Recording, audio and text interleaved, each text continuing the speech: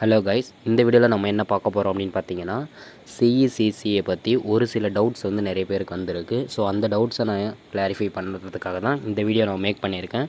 So வீடியோவை நீங்கள் ஃபுல்லாக பாருங்கள். அப்போ தான் உங்களுக்கு ஏற்பட்டுள்ள அந்த சந்தேகத்துக்கு விடை கண்டிப்பாக கிடைக்கும். ஸோ நீங்கள் எந்த டவுட்னாலும் நீங்கள் வந்து கமெண்ட் செக்ஷனில் கமெண்ட் பண்ணலாம். அதற்கான பதிலை நான் வந்து சொல்லிகிட்டு இருக்கேன். ஓகேங்களா? ஸோ இப்போ என்ன கொஷின்ஸ்லாம் கேட்டிருக்காங்க அப்படின்னு பார்த்தீங்கன்னா, ஃபஸ்ட்டு கொஷின் வந்து அட்மிஷன் ப்ராசஸ் வந்து எப்போ நடக்கும் அப்படிங்கிற மாதிரி கேட்டாங்க. ஸோ இதுக்கான டென்டேட்டிவ் ஷெட்யூல் வந்து இன்றைக்கி தான் வெளிவிட்டிருக்காங்க. அதுக்கான வீடியோ நான் போட்டிருக்கேன். ஸோ அந்த வீடியோவில் தான் நிறைய பேர் வந்து டவுட் வந்து கேட்டிருக்கீங்க. ஃபஸ்ட்டு விஷயம் என்ன கேட்டிருக்கீங்க அப்படின்னா, உங்களுடைய பர்சன்டேஜ் எவ்வளோ பர்சன்டேஜ் இருந்தால் மார்க்ஸ் வந்து எவ்வளோ மார்க்ஸ் எடுத்திருந்தால் அட்மிஷன் வந்து கண்டிப்பாக கிடைக்கும், அந்த மாதிரி கொஷின்ஸ் கேட்டிருக்கீங்க. இன்னும் சில பேர் எப்படி சொல்லியிருக்கீங்கன்னா, நீங்கள் உங்களுடைய மார்க் சொல்லுங்கள், நாங்கள் அதை வச்சு எங்களுக்கு அட்மிஷன் கிடைக்குமா கிடைக்காதா அப்படிங்கிறத நாங்கள் டிசைட் பண்ணிக்கிறோம். அண்ட் நீங்கள் சொல்கிறத வச்சு தான் நாங்கள் வந்து மேற்கொண்டு சர்டிஃபிகேட்ஸ் எல்லாம் ரெடி பண்ணணும் அப்படிங்கிற மாதிரி சில பேர் சொல்லியிருந்தாங்க. ஸோ இதுக்கு என்ன நான் சொல்ல போகிறேன் அப்படின்னா, இந்த மார்க்ஸை பற்றி நீங்கள் எந்த ஒரு வரியும் பண்ணிக்க வேண்டாம். இது வந்து டென்டேட்டிவ் ஷெட்யூல் வந்து இப்போது அறிவிச்சிருக்காங்க. ஓவரால் ரேங்க் லிஸ்ட்டு 3/10/2024 அன்றைக்கி வந்து வெளிவிட்டுருவாங்க. ஸோ அதில் எந்த ரேங்க்கு நீங்கள் இருந்தாலும் அது பிரச்சனை இல்லை. உங்களுடைய ப்ரொஃபைலில் வந்து ரேங்க்கை கொடுத்துருவாங்க. பட் நீங்கள் எதுவாக இருந்தாலும் நீங்கள் வந்து வரி பண்ணிக்க தேவையில்லை. ஏன் அப்படின்னா, அப்ளை பண்ண எல்லாரும் அட்மிஷனுக்கு போகிறது கிடையாது. நானே அட்மிஷனுக்கு போனது கிடையாது. நான் இந்த வீடியோவை உங்களுக்கு மேக் பண்ணணும் அப்படிங்கிறதுக்காகவும் இந்த இன்ஃபர்மேஷனை உங்களுக்கெல்லாம் சொல்கிறதுக்காக தான் நான் இந்த வீடியோவை வந்து நான் மேக் பண்ணியிருக்கேன். ஸோ அதனால் நான் வந்து என்னுடைய பர்சன்டேஜ் டீட்டெயில்ஸை வச்சு நான் வந்து அப்லோட் பண்ணியிருக்கேன். ஆனால் நான் இது வரைக்கும் நான் வந்து அட்மிஷன் போனதில்லை. இது வரைக்கும் 2-3 முறை வந்து இந்த கோச்சிங்க்கு நான் வந்து அப்ளை பண்ணியிருக்கேன். ஒவ்வொரு முறையுமே எனக்கு வந்து கால்ஃபர் வந்திருக்கு. ஆனால் நான் ஒரு முறை கூட நான் அட்டன் பண்ணது கிடையாது. ஸோ நீங்கள் இதெல்லாம் நினச்சி நீங்கள் வந்து நமக்கு கிடைக்கும் கிடைக்காது அப்படிங்கிற கன்ஃபியூஷன்லாம் நீங்கள் ஆகிக்க வேணாம்.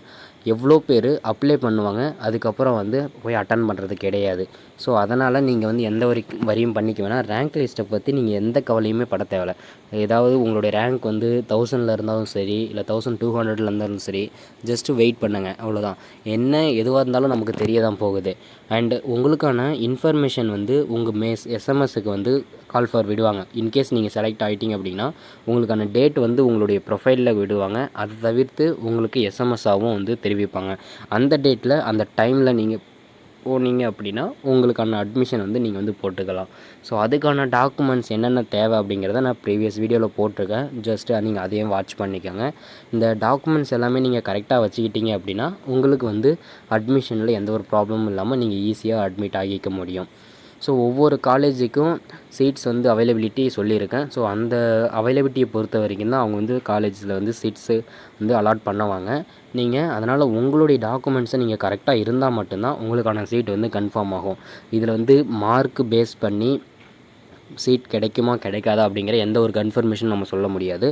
ஏன் அப்படின்னா, என்ன தான் வந்து மார்க்கு அதிகமாக எடுத்திருந்தாலும் ரேங்க் லிஸ்ட்டில் அவங்க சீக்கிரமாக போயிட்டு அட்மிஷன் ஸ்டார்ட் பண்ணாலும் அவங்கக்கிட்ட ஒரு சில டாக்குமெண்ட்ஸ் இல்லை அப்படின்னா அவங்களாம் வந்து ரிஜெக்ட் ஆகிடுவாங்க.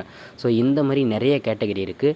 அட்மிஷனுக்கு போனவங்க சில பேர் நிறைய பேர் இருப்பாங்க.